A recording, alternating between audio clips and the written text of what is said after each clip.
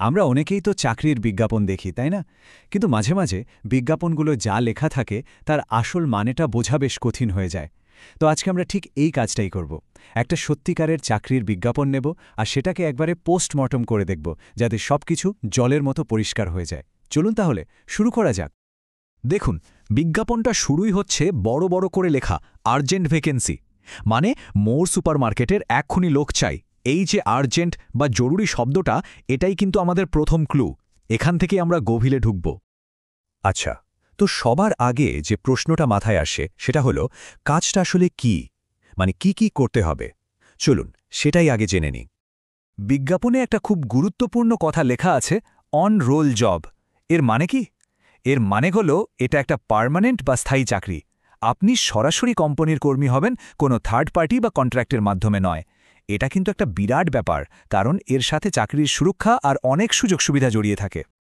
তো বিজ্ঞাপনে কাজের দায়িত্ব হিসেবে যা যা লেখা আছে সেগুলো একবার দেখে নেওয়া যাক। কাস্টমার অ্যাটেন্ড করা থেকে শুরু করে স্টক ম্যানেজমেন্ট পর্যন্ত। আচ্ছা, এই কথাগুলো তো বেশ অফিসিয়াল শোনায়, তাই না? চলুন এগুলোকে একটু সহজ করে বুঝি। দেখুন, সহজ কথায় বলতে গেলে দৈনন্দিন কাজগুলো হলো এরকম। আপনাকে কাস্টমারদের সাহায্য করতে হবে, জিনিসপত্র সুন্দর করে গুছিয়ে রাখতে হবে, দামের ট্যাগ লাগাতে হবে, আর হ্যাঁ, ক্যাশ কাউন্টার আর বিলিংও সামলাতে হবে। সাথে দোকানের স্টক ঠিকঠাক আছে কিনা সেটারও খেয়াল রাখতে হবে। মানে একটা রিটেল স্টোরের প্রায় সব কাজই এর মধ্যে চলে আসছে। এবার আসি লোকেশনের কথায়।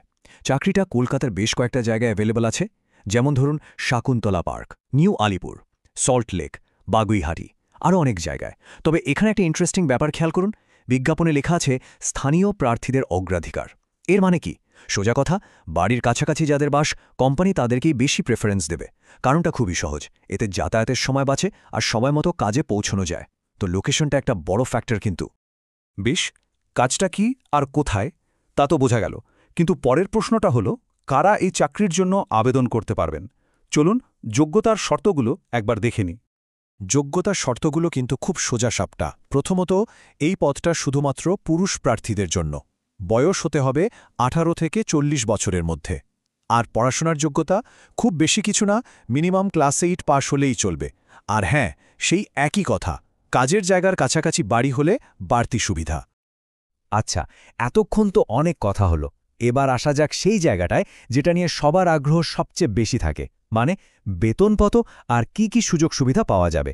চলুন দেখে নেওয়া যাক। সরাসরি পয়েন্টে আসা যাক। স্যালারি হল মাসে 11,200 টাকা ইন হ্যান্ড। এই ইন হ্যান্ড কথাটার উপর জোর দিচ্ছি, কারণ এর মানে হল পিএফ বা অন্য কিছু কাটার পর এই পুরো টাকাটাই আপনার ব্যাঙ্ক অ্যাকাউন্টে ঢুকবে। তবে গল্পটা শুধু স্যালারিতেই শেষ নয়, এর সাথে আরও বেশ কিছু বেনিফিট আছে। যেমন ধরুন পিএফ, যেটা আপনার ভবিষ্যতের জন্য সঞ্চয় আছে, ইএসআইসি মানে হেলথ ইন্স্যুরেন্স।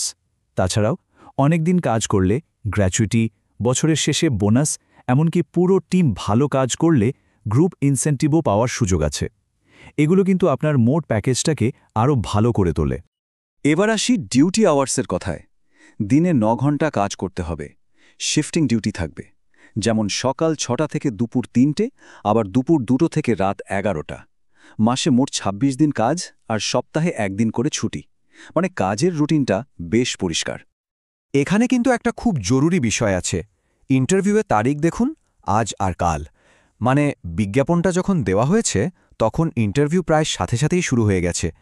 এর থেকে বোঝা যায় ওদের লোক নেওয়ার তাড়াটা কতটা বেশি, তাই দেরি করার কিন্তু একদমই সময় নেই।